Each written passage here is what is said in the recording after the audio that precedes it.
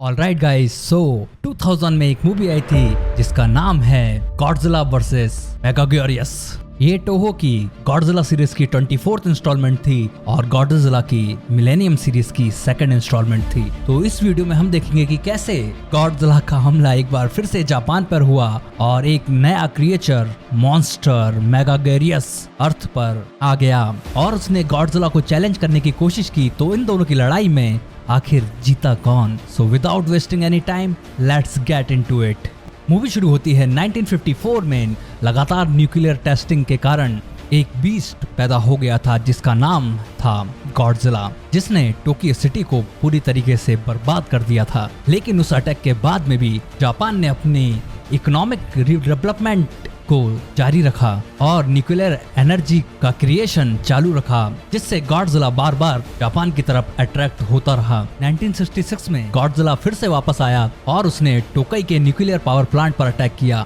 और वहां से न्यूक्लियर रिएक्टर से अपनी न्यूक्लियर एनर्जी लेने लगा। और इन्वेस्टिगेशन में ये पता चला कि गॉडजिला एटॉमिक एनर्जी से अट्रैक्ट होता है, जिसके कारण जापान के सभी न्यूक्लियर पावर प्लांट को बैन कर दिया गया। अब इस नेशन को न्यू एनर्जी सोर्स ढूंढना था ताकि वो अपनी कंट्री की पावर एनर्जी को पूरा कर सकें। इसके लिए ब्यूरो ऑफ साइंस और टेक्नोलॉजी के हेड मोटोहिको साइगुरा ने एक रिसर्च टीम को बनाया और इस रिसर्च टीम को फाइनली ब्रेक थ्रू मिला जब इन्हें एनर्जी मिल गई जो कि प्लाज्मा एनर्जी थी, जो एकदम क्लीन और लिमिटलेस थी। साथ ही साथ ये नॉन न्यूक्लियर फॉर्म में थी, जो जापान की एक स्टेबल एनर्जी सोर्स बन गई और गॉडजिला का भी कोई खतरा नहीं रहा। लेकिन ये सभी चीज एक वक्त तक ही सही थी। 1996 में गॉडजिला एक बार फिर से ओसाका में रीअपीयर हुआ और वो प्लाज्मा रिएक्टर से एनर्जी पाने के लिए बढ़ने लगा। जापानी सेल्फ डिफेंस फोर्स ने अपनी टीम डिप्लॉय करी, जिन्होंने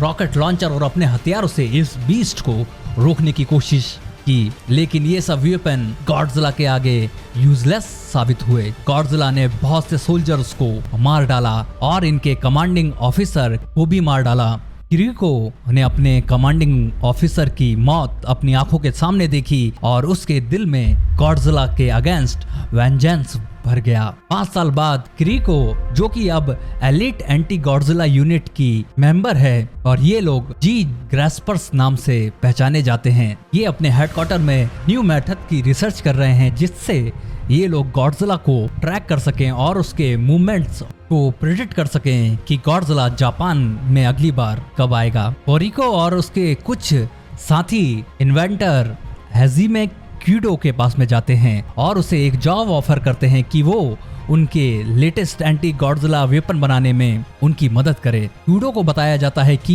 ये नया वेपन डायमेंशन टाइड, जो कि एक सैटेलाइट माउंटेन डिवाइस के रूप में स्पेस से काम करेगा, ये ब्लैक होल बना सकता है और उस ब्लैक होल के अंदर गॉडजिला को हमेशा के लिए कैद कर सकता है। क्यूडो इन लोगों के साथ में काम करने के लिए राजी हो जाता है और वो वहाँ पे अपनी फॉर्मर कॉलेज की प्रोफेसर योशिनो योशिजावा से मिलता है, जो कि इस डिवाइस को कंप्लीट करने में काम कर रही है। इसके बाद में ये एक टूटी हुई बिल्डिंग के ऊपर अपने वेपन का टेस्ट करते हैं और टेस्ट फायर में इनका ये वेपन उस बिल्डिंग को पूरी तरीके से गायब कर देता है। लेकिन एक छोटा सा बच्चा जिसका नाम जून है, वो उस एरिया में घूम रहा होता है और वो इनके इस टेस्ट को देख लेता है। लेकिन जी जैस्पर्स उसे पकड़ लेते हैं और किरिको उससे प्रॉमिस लेती है कि अगर वो ये बात किसी को नहीं बताएगा तो वो लोग उसे जाने देंगे और जून एग्री हो जाता है। अब इनकी टेस्ट फायरिंग के सक्सेसफुल होने के बाद में क्यूडो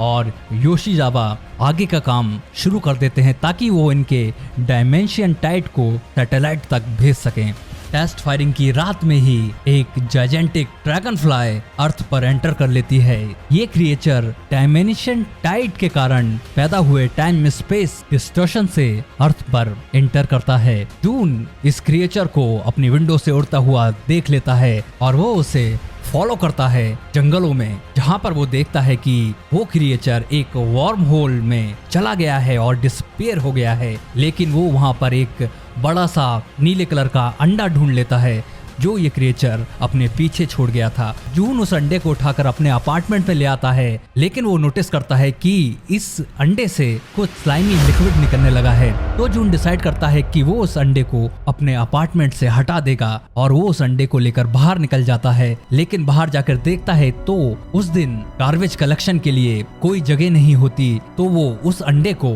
सिटी के नीचे बह रहे नालों में फेंक देता है और ये अंडा इन नालों में बहते हुए शिबुया तक पहुंच जाता है और यहाँ पर ये अंडा मल्टीपल स्मॉलर एक्स में डिवाइड हो जाता है। कुछ दिन गुजर जाते हैं और ये नाले जाम हो जाते हैं, जिसके कारण इनका पानी शिबुया की सड़कों पर आने लगता है और इन सभी अंडों में से एक अंडा हैच भी हो जाता है और उसमें से एक ह्यूज सा ड्रैगन फ्लाई जैसा क्रिएचर बाहर निकलता है और ये क्रिएचर सरफेस पे आ जाता है और यहाँ पर 2 सिविलियंस को मार डालता है। उसके बाद में वो और ज्यादा ग्रो होता है और एक जायजेंटिक ड्रैगन फ्लाई में इमर्ज हो जाता है और वैसा ही क्रिएचर बन जाता है जैसा क्रिएचर वार्म होल में जाकर डिसअपीयर हुआ था। ये ड्रैगन फ्लाई आसमान में उड़ने लगता है। जून इसे अपने घर की खिड़की से देखता है और ये जाकर किरीको को ये बताता है कि ये सब उसका फॉल्ट है और उसी के कारण वहाँ के 2 लोगों की भी जान गई।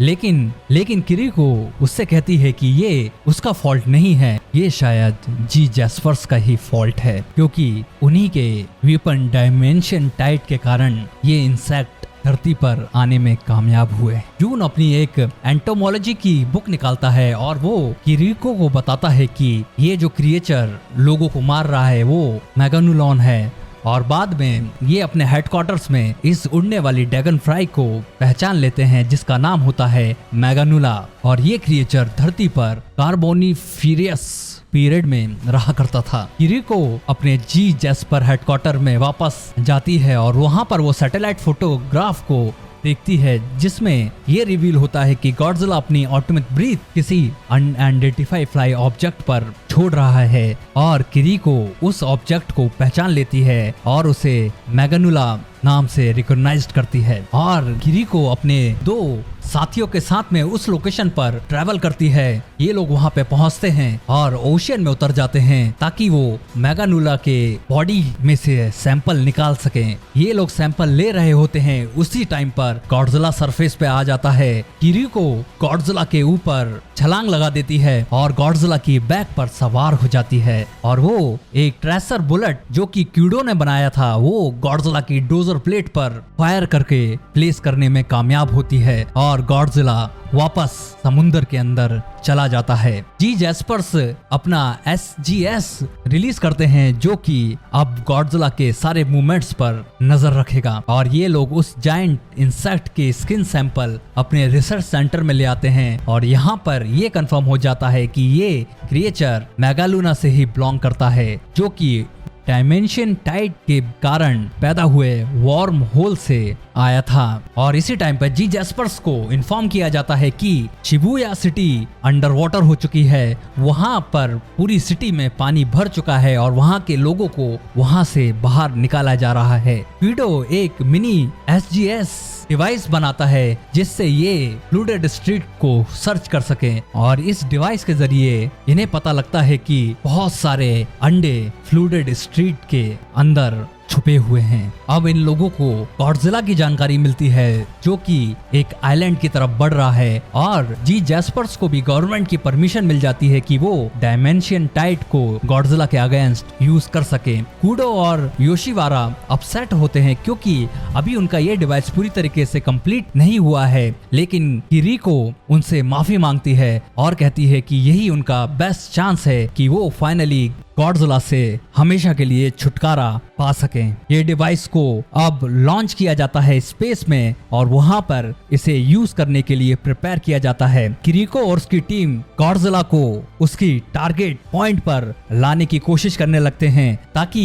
डायमेंशन टाइड अपना एम उस पर लॉक कर सके। वहीं दूसरी ओर जापानी सेल्फ डिफेंस फोर्स डिस्कवर करती है कि सिटी की बिल्डिंग्स पर हजारों की संख्या में मेगानुलॉन्स बैठे हुए हैं और वो उन क्रिएचर्स फोर्स पर ओपन फायर कर देते हैं, लेकिन ये मेगालुन इमर्ज हो जाते हैं मेगालुना में और वहां से उड़ने लगते हैं। दूसरी ओर गॉडजिला के ऊपर डायमेंशन टाइड को लॉक करने की पूरी तैयारी है और यहाँ पर हजारों की संख्या में मेगालुना पहुंच जाते हैं, जिसके कारण इनका डिवाइस टारगेट लॉक नहीं कर पाता और ये बड़े बड़े कीड़े जाकर गॉडजिला के ऊपर हमला कर देते हैं और वो गॉडजिला की एनर्जी को चूसने लगते हैं। गॉडजिला दर्द से चिल्लाने लगता है, वो इन क्रिएचर्स को मारने लगता है अपने हाथों से, पैरों से, अपनी पूंछ से और फाइनली गॉडजिला अपनी ऑटोमेटिक ब्रीथ का यूज करता है और इन मेगालुनास को डिस्ट्रॉय करने लगता है और फाइनली इन सभी को अपनी बॉडी से हटाने में कामयाब हो जाता है और गॉडजिला राहत की सांस ले पाए इसके पहले इनका डायमेंशन टाइड वेपन अपना टारगेट लॉक कर लेता है और ये गॉडजिला के ऊपर फायर करते हैं, जिसके कारण एक मिनिएचर ब्लैक होल बनता है और वो गॉडजिला को गायब करने लगता है। जी जैस्पर्स ये बिलीव करने लगते हैं कि अब वो गॉडजिला से जीत चुके हैं, लेकिन जल्दी ही गॉडजिला जमीन से फिर से बाहर निकलता है और ओशियन में वापस चला जाता है। अधिकतर मेगानुलास मर चुके हैं, लेकिन जो सरवाइव कर गए हैं वो वापस सिटी की तरफ पहुंच जाते हैं और वहां पर ये गॉडजिला की बॉडी से चुराई हुई एनर्जी को एक जायजेंटिक कुकून के अंदर छोड़ने लगते हैं। ये कुकून इनकी क्वीन का है और ये मिलुनास जैसे ही अपनी पूरी एनर्जी उस कुकून में डाल देते हैं, उसके बाद में ये मर जाते हैं और ये सब एनर्जी पाने के बाद में इनकी क्वीन उस कुकून से इमर्ज होती है एक मॉन्स्टोरियस फॉर्म में, जो कि गॉडजिला और मेगानुला की हाइब्रिड है। ये क्वीन पानी से बाहर निकलती है और रॉर करती है और अपने पंख जोर जोर से फड़फड़ाने लगती है, जिसके कारण आसपास की बिल्डिंगें टूटकर गिर जाती हैं और कुडोस भी इस हमले में घायल हो जाता है और उसकी आंखें सीधी हॉस्पिटल में खुलती है एक टूटे हुए हाथ के साथ में। होश में आने के बाद में कीडो सभी को डिस्क्राइब करता है जो उसने हमले के वक्त देखा और ये सुनने के बाद में यहाँ के साइंटिस्ट कंफर्म करते हैं कि उसने जो क्रिएचर देखा वो था मेगाग्यूरियस, जिसे सभी मेगानुला द्वारा चुना जाता है और उसे उन सब की क्वीन बनाया जाता है। ये भी बताते हैं कि मेगाग्यूरियस अपने पीरियड में एक अनस्टॉपेबल फोर्स हुआ करती थी और वो उन सभी चीजों को मार डाला करती थी जो उसके कांटेक्ट में आते थे और अपनी टेरिटरी इसी तरीके से वो बढ़ाया करती थी। इनकी इन सब बातों के बाद में गॉडजिला टोक्यो बे में अपीयर होता है और उसे सिटी की तरफ कुछ अट्रैक्ट कर रहा होता है। ये लोग अपने प्लेन से फिर से गॉडजिला के सामने पहुंच जाते हैं ताकि वो फिर से गॉडजिला को डायमेंशन टाइड के टारगेट पॉइंट तक ला सके, लेकिन इस बार गॉडजिला इनकी ट्रिक्स में कोई इंटरेस्ट नहीं दिखाता और वो आसमान में देखता है जहां पर उसे मेगाग्यूरियस दिखाई देती है जो कि गॉडजिला के सामने आ जाती है और गॉडजिला को एक प्रकार से बैटल के लिए चैलेंज करने लगती है। मेगाग्यूरियस गॉडजिला की एनर्जी को ऑब्जर्व करने की फिराक में है। वो अपने पंखों को फड़फड़ाने लगती है जिसके कारण एक इलेक्ट्रिकल डिस्टरबेंस बनता है और इनके प्लेन्स और कंप्यूटर्स शट डाउन हो जाते हैं। कीडो वापस हेडक्वार्टर में आता है और वो इन सभी कंप्यूटर्स का पावर वापस रिस्टोर करता है और इनके डायमेंशन टाइड को भी वापस से एक्टिवेट करता है, लेकिन वो उसे ऑर्बिट से नीचे गिरने से रोकने में नाकामयाब होता है। वहीं दूसरी ओर गॉडजिला और मेगाग्यूरियस अपने खतरनाक बैटल में लगे हुए हैं। मेगाग्यूरियस गॉडजिला के चारों तरफ सर्कल में चक्कर लगाकर उस पर हमला करने की कोशिश करती रहती है और वो कामयाब भी होती है और गॉडजिला को एक बिल्डिंग के ऊपर फेंक देती है। उसके बाद में वो अपने क्लॉस से बिल्डिंग के ऊपर का एक स्ट्रक्चर गॉडजिला के सर के ऊपर गिराती है, जिसके कारण गॉडजिला घायल होने लगता है। लेकिन जैसे जैसे बैटल आगे बढ़ता है गॉडजिला वापस उठकर खड़ा होता है और वो अपर हैंड ले लेता है और मेगाग्यूरियस का हाथ अपनी डोर्जर प्लेट से काट देता है। मेगाग्यूरियस गुस्से में आ जाती है और वो गॉडजिला के ऊपर अपना डंक घुसाने की कोशिश करती है, लेकिन गॉडजिला इस बार उसकी पूंछ पकड़ लेता है और उसके डंक को जमीन में गाड़ देता है, जिसके कारण अब मेगाग्यूरियस मूव नहीं कर पा रही और इतने में गॉडजिला हवा में छलांग लगाता है और सीधा मेगाग्यूरियस के ऊपर पूरी बॉडी के साथ में कूद जाता है। इसके बाद में मेगाग्यूरियस फिर से हवा में उड़ती है और अपने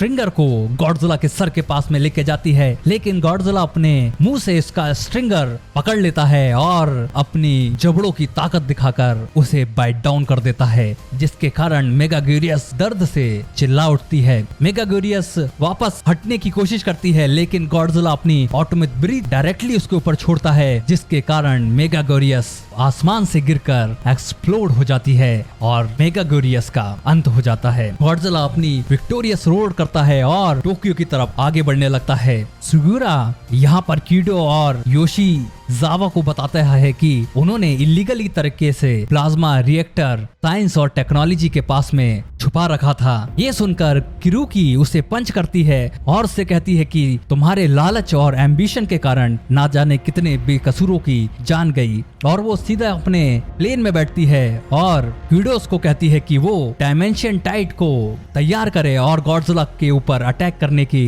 प्रिपरेशन चालू कर दे। उसका प्लान ये है कि वो अपने प्लेन को गॉडजिला के ऊपर लेकर जाएगी और डायमेंशन टाइड में प्लेन लॉक होने के कारण सीधा गॉडजिला के ऊपर अटैक होगा। और कीडो एग्री करता है और वो डायमेंशन टाइड को उसके प्लेन पर लॉक कर देता है। यहाँ पर किरीको फ्लाई करते हुए गॉडजिला के पास में जाती है, जो कि प्लाज्मा रिएक्टर से एनर्जी फीड कर रहा है, और जैसे ही उसका प्लेन गॉडजिला के पास पहुंचता है वो प्लेन से बाहर निकल जाती है और ये प्लेन सीधा जाकर गॉडजिला में क्रैश होता है, जिसके कारण डायमेंशन टाइड भी गॉडजिला की तरफ बढ़ने लगता है। लेकिन गॉडजिला उसे देख लेता है और वो अपनी ऑटोमेटिक ब्रीथ से इनके इस वेपन पर अटैक करता है, जिसके कारण उस पूरे एरिया में एक भयानक धमाका होता है। और जैसे ही यहाँ का स्मोक क्लियर होता है, वहाँ पर सिर्फ एक गड्ढा बाकी रह जाता है और गॉडजिला का आसपास में कोई भी नामो निशान नहीं दिखता। किरीको और जी जैस्पर सेलिब्रेट करने लगते हैं कि फाइनली उन्होंने गॉडजिला को हमेशा के लिए हरा दिया और अर्थ से डिसअपीयर कर दिया, और वो इस बात पर बिलीव करने लगते हैं। कुछ हफ्तों बाद किरीको फिर से जाके क्यूड्यूस से मिलती है और उसे इन्फॉर्म करती है कि कुछ सेस्मिक एक्टिविटीज डिटेक्ट हुई हैं टोक्यो के पास में, और वो उससे कहती है कि हो सकता है कि गॉडजिला ने ब्लैक होल से बाहर निकलने का फिर से कोई रास्ता निकाल लिया हो, या फिर गॉडजिला उस समय पर सिर्फ अंडरग्राउंड दफन हुआ हो जो अब बाहर निकलना चाहता हो। और जून जो अपना स्कूल अटेंड कर रहा होता है, वो विंडो से देखता है कि ग्राउंड में से गॉडजिला इमर्ज हो रहा है और अपनी रोर फिर से दुनिया को सुनाने वापस आ गया है, और यहीं पर ये मूवी खत्म हो जाती है। सो ऑलराइट गाइस, ये थी गॉडजिला वर्सेस मेगाग्यूरियस, और इस वीडियो के जरिए हमने एक बार फिर से देखा कि गॉडजिला ने एक मॉन्स्टर को फिर से डिफीट किया और ह्यूमंस हमेशा की तरह हर बार स्ट्रगल करते रहे गॉडजिला से छुटकारा पाने का। लेकिन जैसे गॉडजिला की डेस्टिनी है हमेशा वापस आ जाने की, वैसे ही इस मूवी में फिर से हुआ और हमने एक नए मॉन्स्टर मेगाग्यूरियस के बारे में भी जाना, जिसने गॉडजिला को मारने की बहुत कोशिश तो करी, लेकिन वो गॉडजिला से जीत नहीं पाई। तो अब आप मुझे बताइए कि आपको ये वीडियो कैसा लगा। एंड फिलहाल इस वीडियो में इतना ही, मिलते हैं नेक्स्ट वीडियो में, जब तक के लिए टेक केयर गाइस।